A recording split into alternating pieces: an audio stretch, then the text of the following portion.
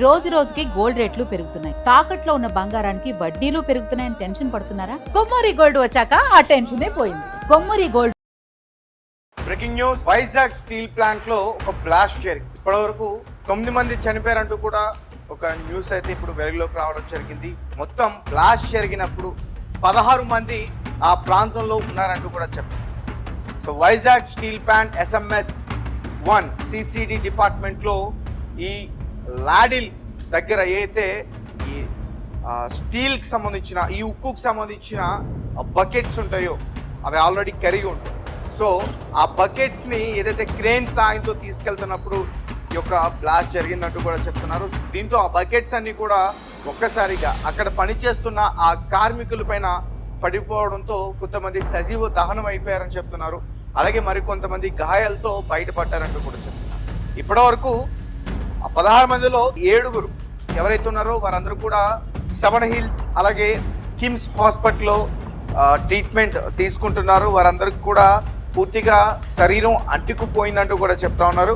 కొన్ని పేర్లు కూడా బయటకు వచ్చాయి. రావూరి మల్లికార్జున్, అలాగే శ్రీనివాస్, అప్పారావు, తర్వాత సత్యానంద్, సూరిబాబు, పైడి రాజు, వీరందరూ కూడా ప్రస్తుతం క్షేమంగానే ఉన్నారు. కాకపోతే వీరి శరీరం కొంచెం అంటుకుంది, ట్రీట్మెంట్ తీసుకుంటున్నారంటూ కూడా చెప్తున్నారు. మరికొంతమంది స్పాట్లోనే చనిపోయారు. 8 నుంచి 9 వరకు కూడా చనిపోయారంటూ కూడా చెప్తున్నారు. వారికి సంబంధించిన డీటెయిల్స్ త్వరలోనే బయటికి ఇస్తామంటూ కూడా చెప్తున్న పరిస్థితి. ఇప్పటి వరకు ఈ ఘటన పైన ఆంధ్రప్రదేశ్ ముఖ్యమంత్రి ఎవరైతే ఉన్నారో చంద్రబాబు నాయుడు గారు రెస్పాండ్ అయ్యారు. అధికారులను కూడా ఆదేశించారు. ఎవరైతే గాయాలు పాలయ్యారో వారందరినీ కూడా వెంటనే వైద్యం అందించండి, అలాగే రిపోర్ట్స్ కూడా బయటకి తీసుకుని రండి, ఎందుకు ఆ రకంగా బ్లాస్ట్ జరిగింది, కారణాలు ఏంటి అనే దాని గురించి కూడా రిపోర్ట్స్ అడిగినట్టుగా కూడా తెలుస్తుంది. రైట్, దీనికి సంబంధించి మరిన్ని వివరాలు అందించేందుకు మా ప్రతినిధి ఆదిత్య లైన్లో ఉన్నారు. ఒకసారి ఆయనతో మాట్లాడే ప్రయత్నం చేద్దాం. ఆదిత్య, చెప్పండి, ఇప్పటివరకు వైజాగ్ స్టీల్ ప్లాంట్లో జరిగిన ఏదైతే ఈ ఘటన ఉందో 9 మంది చనిపోయారంటూ కూడా చెప్తా ఉన్నారు. అసలు ఏంటి సిచ్యువేషన్ ఏంటి? ఇప్పటి వరకు వచ్చిన ఇన్ఫర్మేషన్ ప్రకారం అయితే 8 మంది చనిపోయినట్టుగా అయితే తెలుస్తుంది. అది మృతుల సంఖ్య పెరిగే అవకాశం ఉందని కూడా చెప్తున్నారు.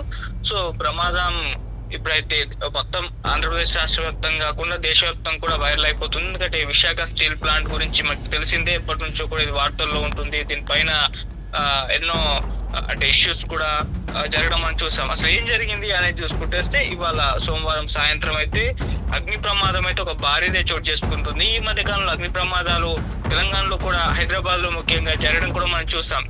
ఇక్కడ నాంపల్లి దగ్గర అగ్ని ప్రమాదం, ఇక్కడ చాలా అయితే ఇటువంటివి అయితే సంభవించడం జరిగింది. సో ఇప్పుడు ఈ విశాఖ స్టీల్ ప్లాంట్ లో జరిగిన ఈ ప్రమాదం అయితే ఇప్పుడు దేశవ్యాప్తం కూడా వైరల్ అవుతుంది. సో ప్రమాదం సంబంధించి ఇప్పుడు అక్కడ రెస్క్యూ ఆపరేషన్ కూడా జరుగుతుంది. ఎందుకంటే ఫైర్ సిబ్బంది అక్కడికి వెంటనే చేరుకుంది, మొత్తం మంటల్ని కూడా అదుపులోకి తెచ్చే ప్రయత్నం అయితే చేస్తుంది. స్టీల్ ప్లాంట్ లోని SMS2 STC3 హీట్ FG లో భారీ మొత్తంలో ఉక్కు ద్రవం లీక్ అయి మంటలు అయితే చెలరేగాయి. అంటే ప్రజెంట్ అయితే ఈ కారణం అయితే చెప్తున్నారు. మొత్తం ఉక్కుకు సంబంధించిన ద్రవం దాన్ని కరిగిస్తారు కదా, దానికి సంబంధించి లీక్ అవ్వడం వల్లే మంటలు చెలరేగాయని కూడా చెప్తున్నారు. ఇక్కడ CCD అని ఉంటుంది, కంటిన్యూ కాస్టింగ్ డిపార్ట్మెంట్. ఈ విభాగంలో భారీగా మంటలు అయితే చెలరేగుతున్నాయి. సో ప్రజెంట్ అక్కడ కూడా పరిస్థితిని అదుపులోకి తెచ్చేందుకైతే ఫైర్ సిబ్బంది అయితే ప్రయత్నాలు అయితే చేస్తుంది. సో ప్రమాదం జరిగిన సమయంలో ఆ ప్రాంతంలో ఉద్యోగులు అయితే ఉన్నారు. వీళ్ళు కొందరు తీవ్రంగా గాయపడ్డారు. గాయపడే ఉద్యోగులను అయితే ఇప్పుడు రక్షించి ఆసుపత్రికి కూడా తరలించి చికిత్స అయితే అందిస్తున్నారు. ప్రమాదం తీవ్రతకు లాడెల్ నుంచి ద్రవ ఉక్కు బయటకు వచ్చి నేలపాలవ్వడమే కారణం అని చెప్పేసి ప్రాథమిక విచారణలు అయితే తేలింది. సో ఈ విధంగా పేలుడు సంభవించడంతో మంటలు మొత్తం కూడా వ్యాపించాయి. ప్రమాదం దాటికి భారీ క్రేన్ కూడా ఒకటి దగ్ధమైనట్టుగా కూడా మనకు రిపోర్ట్స్ వస్తున్నాయి. సో ప్రస్తుతం అయితే ఫైర్ సిబ్బంది మంటలు నార్పే ప్రయత్నాలు చేస్తుంది. ప్రమాద స్థలంలో మొత్తం 16 మంది వరకు ఉన్నట్లు కూడా ఇప్పటి వరకు ఉన్న ఇన్ఫర్మేషన్. సో ఒక CCDలోనే 8 మంది ఉన్నారంట, SMS లో ఒకరు. సో SMS1 లో ఈ ఘటన చోటు చేసుకున్న తర్వాత ఇప్పుడైతే రెస్క్యూ ఆపరేషన్ అయితే జరుగుతుంది. వాళ్ళందరినీ కూడా క్షేమంగా కొంతమందిని అయితే బయటకు తీసుకొచ్చే ప్రయత్నం అయితే చేస్తున్నారు. సో 8 మంది ఆల్రెడీ చనిపోయారని కూడా తెలుస్తుంది. మరి ఇంకొక 8 మంది పరిస్థితి ఏంటో చూడాలి. గాయపడిన కొందరిని మాత్రం అయితే తీసుకొచ్చి ఆసుపత్రిలో అయితే చేర్చారు. సో ఇంకా కొంతమంది మంటల్లో చిక్కుకున్న కార్మికులు అయితే ఉండడం జరిగింది. అయితే వాళ్ళు మృతి చెంది ఉంటారనే అధికారులు అయితే భావిస్తున్నారు. ఎందుకంటే ఇక్కడ ద్రవ ఉక్కు లీక్ అయింది. అవి మీద పడడంతో వీళ్ళందరూ చనిపోయే అవకాశం ఉందని కూడా వాళ్ళు భావిస్తున్నారు.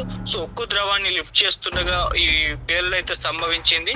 సో ఆ ద్రవం అంతా కిందికి లీక్ అయిపోయింది. అది వాళ్ళ మీద పడి ఉండే అవకాశం ఉంటుంది. సో అది ఎంత మంట ఉంటుందో మనకు తెలిసింది. ఉక్కుని ఇట్లా కరిగించినప్పుడు అది లావాలాగా ఉంటుంది. అది మీద పడితే ఎలాంటి ఇంపాక్ట్ చూపిస్తుందో మాకు తెలుసు. అందుకోసమే అధికారులు కూడా వారు కూడా చనిపోయి ఉండొచ్చు అనే ఒక అనుమానాలు అయితే వ్యక్తం చేస్తున్నారు. ఏదేమైనా వాళ్ళు ప్రయత్నాలు చేస్తున్నారు. క్షేమంగా ఉండాలని అయితే అందరూ కోరుకుంటున్నారు.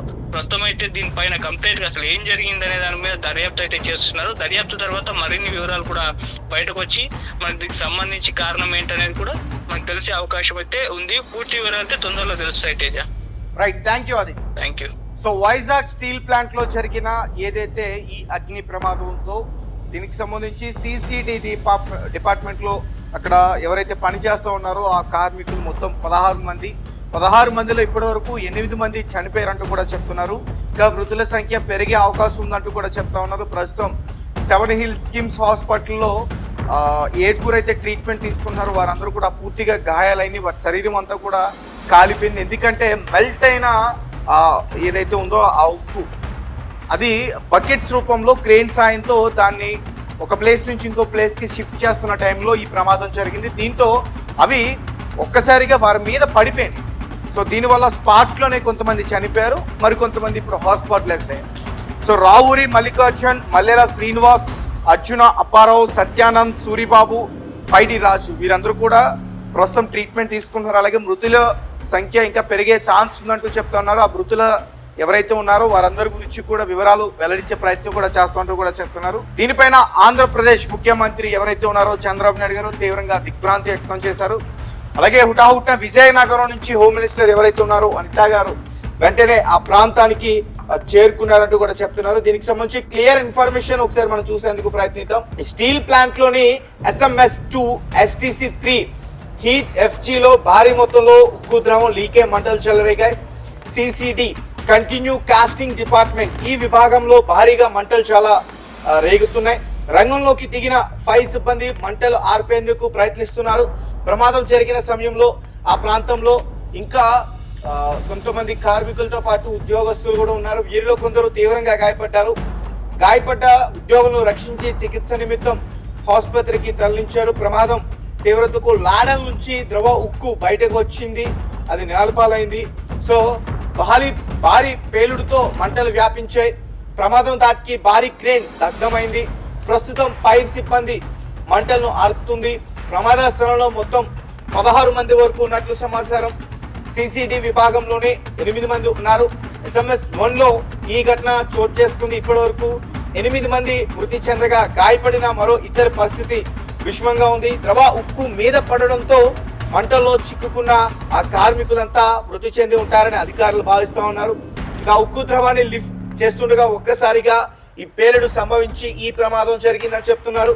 పేలుడు గల కారణాలపై దర్యాప్తు చేస్తా ఉన్నారు. ప్రస్తుతం సహాయక చర్యలు కొనసాగుతున్నాయి. ఘటనా స్థలంలో మరికొందరు ఉన్నట్లు అనుమానం. ఇందుకు సంబంధించి పూర్తి వివరాలు ఇంకా బయటకు తెలియాల్సి ఉంటుంది. ఏదేమైనప్పటికీ ఇది చాలా దారుణమైన ఘటన. మరి అధికారులు నిర్లక్ష్యం వల్ల అక్కడ ఈ ప్రమాదం జరిగిందా, అక్కడ ఉద్యోగం చేస్తున్న ఎవరైతే ఉంటారో హైయర్స్, సో వారి నిర్లక్ష్యం వల్ల ఈ ప్రమాదం జరిగిందా, క్రెయిన్ ఏదైతే ఉందో దానివల్ల ఈ ప్రమాదం జరిగిందని చెప్తున్నారు. బ్లాస్ట్ అంటూ కూడా చెప్తున్నారు. అంటే ఒక క్లారిటీ అయితే లేదు. అంటే బ్లాస్ట్ జరిగిందా లేదంటే క్రెయిన్ ప్రమాదం వల్ల ఏదైతే బకెట్స్ ఉన్నాయో మెల్ట్ అయ్యి వెళ్తున్న ఆ ఉక్కు బకెట్స్ ఉన్నాయో అవి ఒక్కసారిగా మీద పడిపోయి చనిపోయారా, లేకపోతే ఇంకా వేరే కారణాలు ఏమైనా ఉన్నాయా? CCTV ఫుటేజ్ అయితే కూడా బయటకు వచ్చిన పరిస్థితి. ఒక మొత్తం కూడా ఆ పొగలు ఆ మంటలతో వ్యాపించి నా ఫుటేజ్ అయితే బయటకు వచ్చింది. సో స్పాట్లోనే కొంతమంది చనిపోయారని చెప్తున్నారు. సో చూద్దాం, మృతుల సంఖ్య ఇంకా పెరిగే ఛాన్స్ ఉందంటూ కూడా చెప్తున్నారు.